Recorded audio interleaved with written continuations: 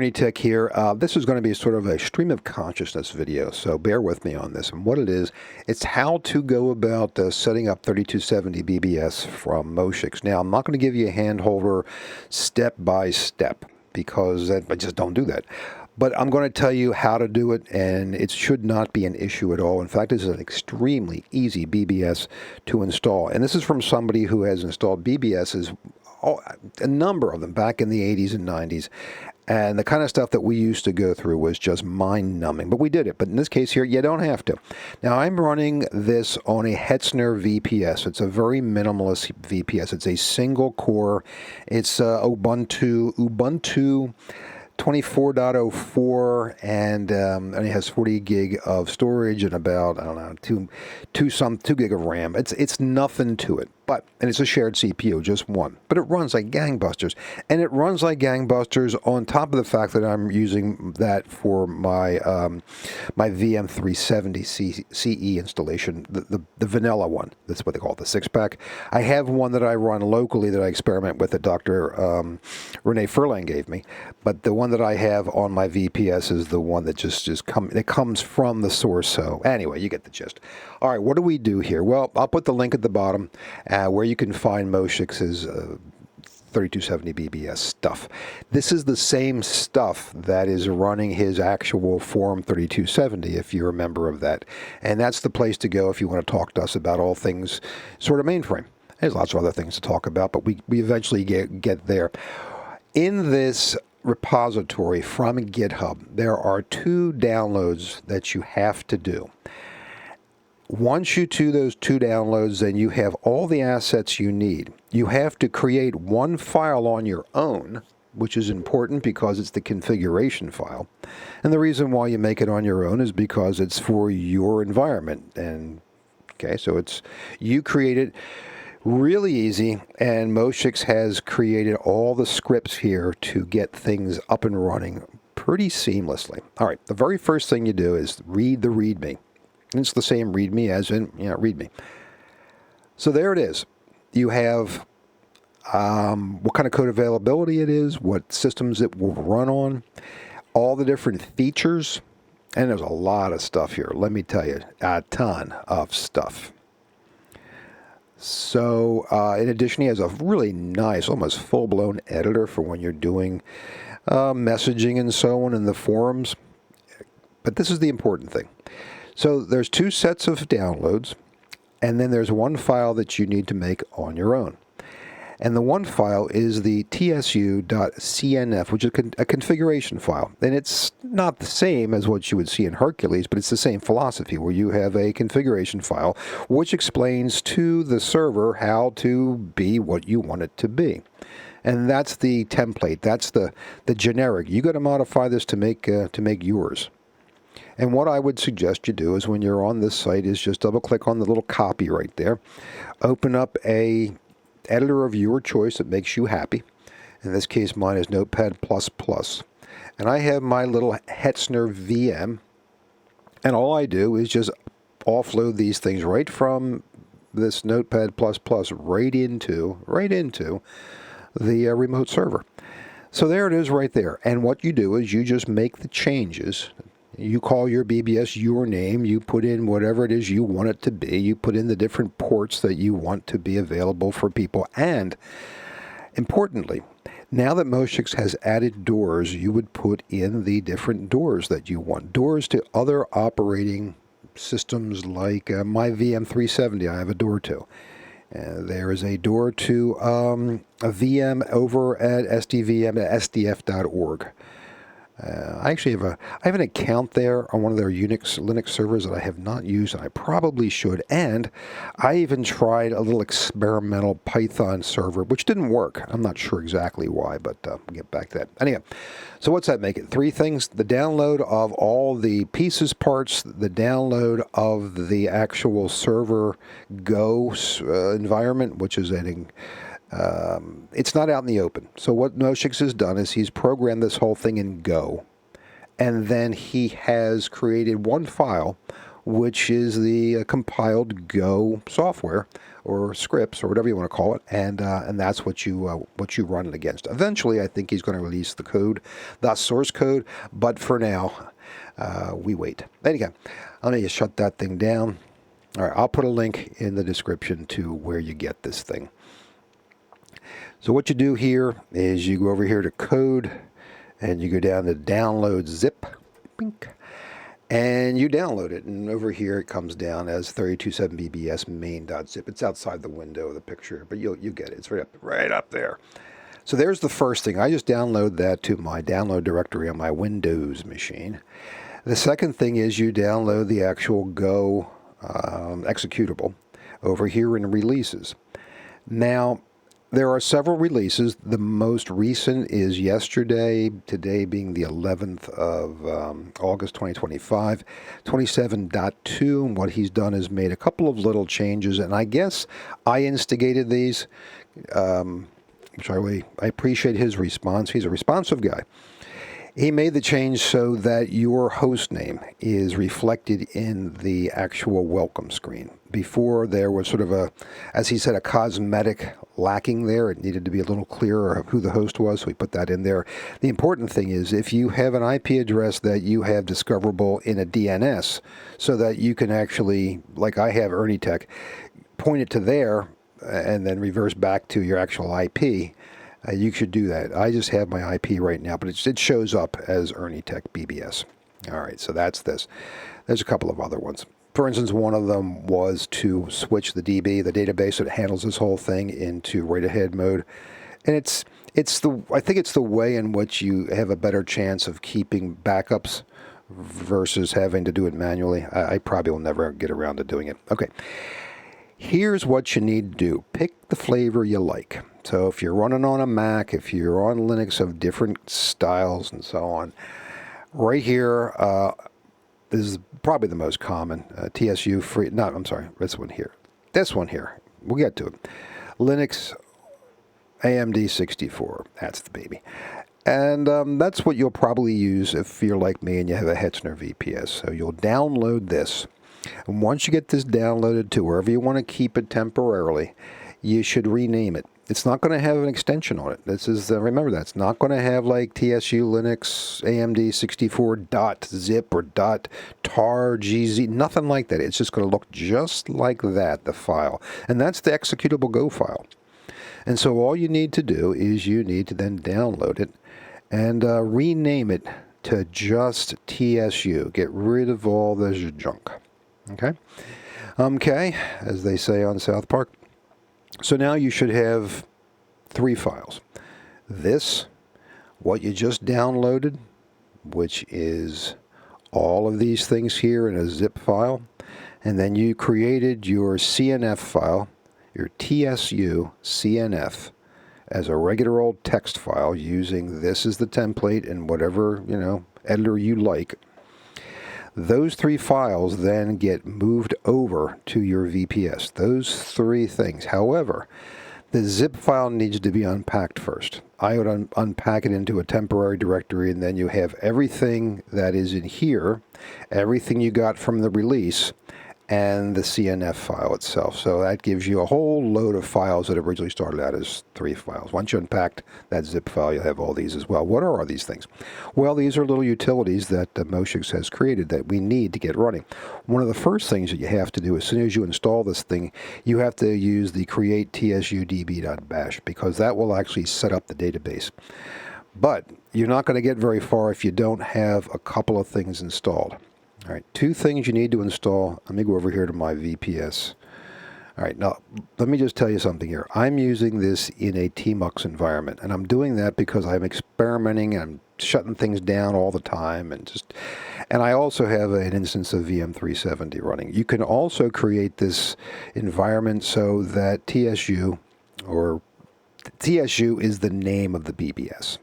I just can't put it out. It's just TSU is the name of the BBS, right? It could be called Form 3270, but it's actually TSU. That's the Go file. You can set it up to run as a service.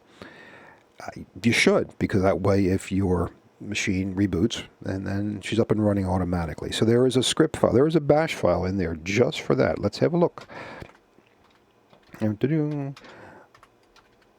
So right here, there is an add service. See that? And the add service is something that you can run so that it will create a service entry. And when it starts up, it'll automatically create it.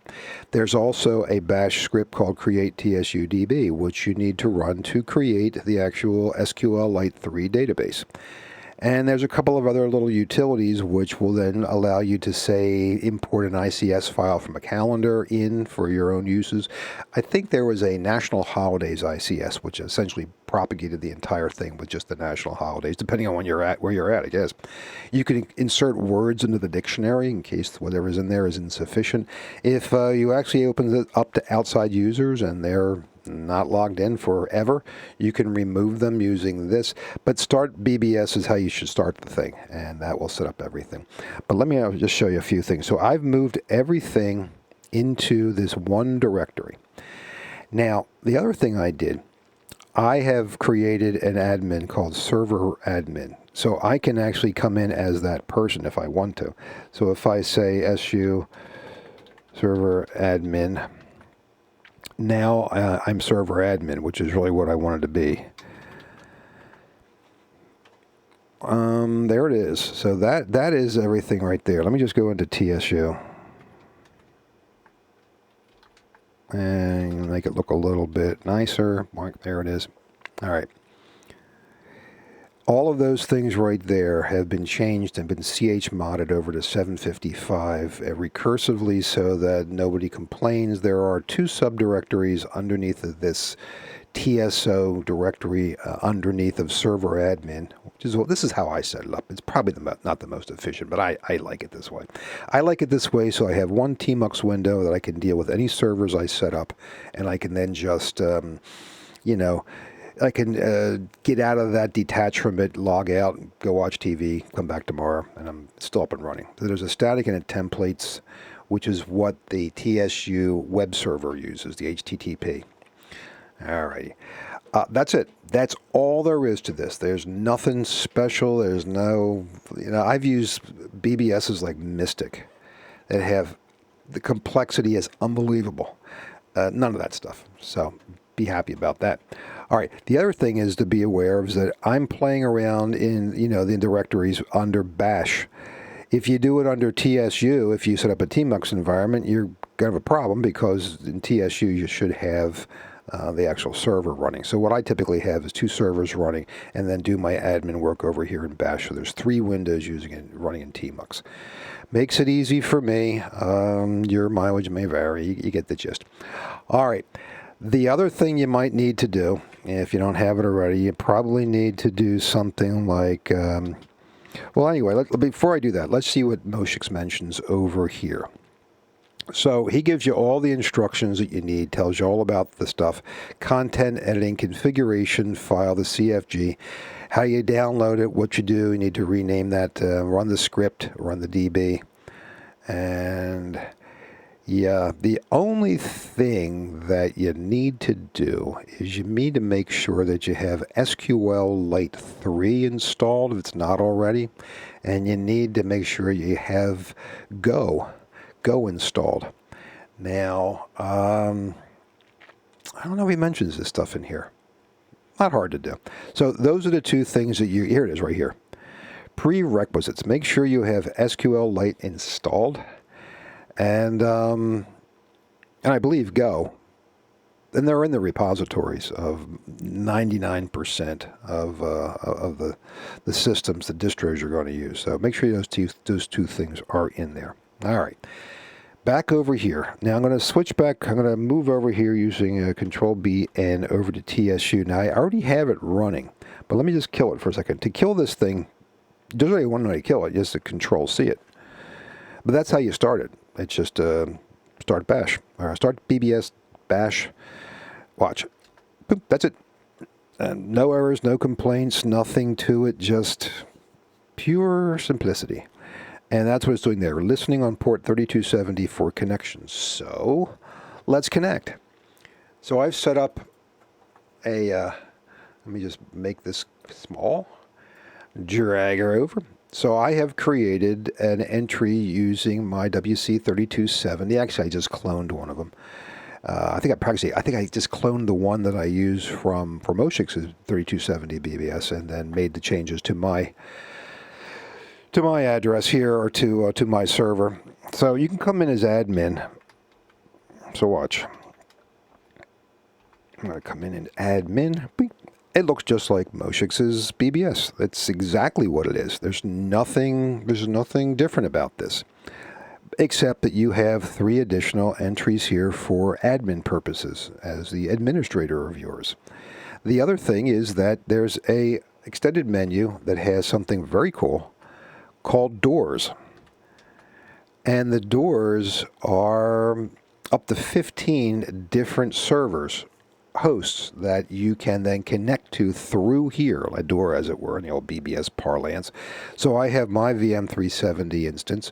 There is an instance of VMSP run by the SDF Foundation. And then I have this experimental MudPy instance where I'm developing this goofy mud. If you're not familiar with what MUDs are, these dungeons that you maneuver around in using text commands. And it's not Dungeons and Dragons. What I'm doing is I'm creating this series of dungeons, which are actually rooms that are underneath of Berlin U-Bahn stations.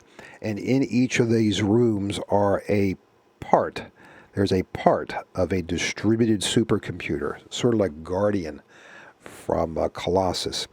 And what you need to do is you want to take this thing down. This is not a good computer, it's a bad computer. And the way to take this down is you have to go to find all these rooms.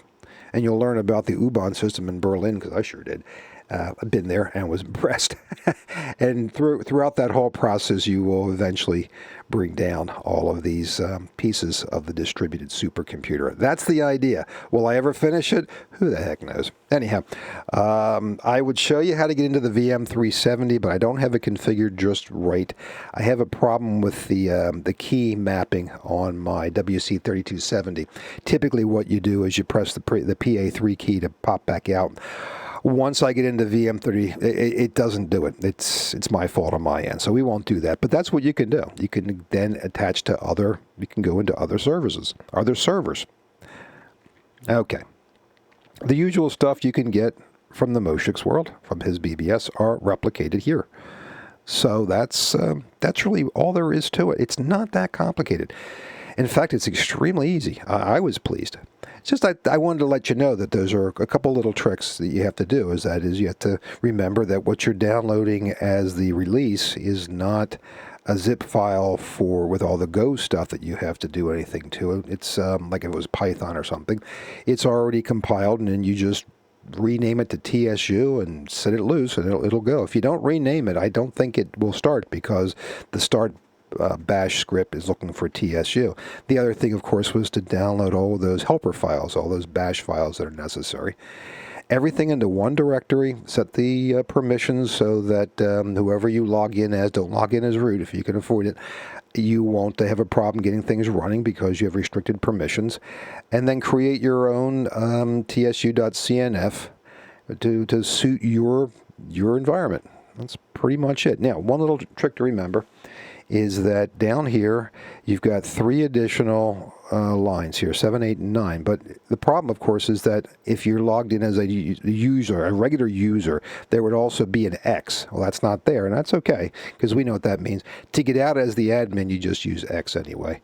And then you're back to exactly where you would have been otherwise. The same stuff. All right, so that is it. I mean, that is really it. And I'm pleased. I'm really pleased with this. So there's a lot to do. There's a lot to work on. I want to get this in a situation where I have a good UFW environment. So if you're in Linux, you got to set up your firewall so that you can pass through your various ports to support this. Pass them through in such a way that they're not restricted. Sometimes, and I've had some issues with this, when I say proto TCP, I can't get through. But if I leave proto out, it doesn't have a problem. The other thing I'm doing temporarily, and I would suggest this, while you're doing this to experiment with this, if you are, especially if you're on your side of the of your router and you're port forwarding to the outside world, which is always risky, in UFW on Linux, make sure you just allow from your IP only. And the way to find that out is, of course, is go to Can I Has IP. That website will show you your IP address. So make sure in UFW you're not inadvertently opening things up to the world. Lock it down to just your, the IP address that everyone else sees on the public side of your router, not on your private side. And you'll be in good shape. So, all right. I hope this wasn't too free-form or too, stream of consciousness. But some of these things really don't work well for having a long-haul scripted kind of a thing. It's more like a chat to show you how I went and did this. So that's how I'm doing it temporarily until I'm satisfied I understand it. And then at that point, I will make it available after I get some things in place and a little more security. All right. Anyway, that's it. Thanks for watching. If you haven't subscribed, please do. A lot of fun stuff. And that's it for now. All right. Catch you later. Bye for now.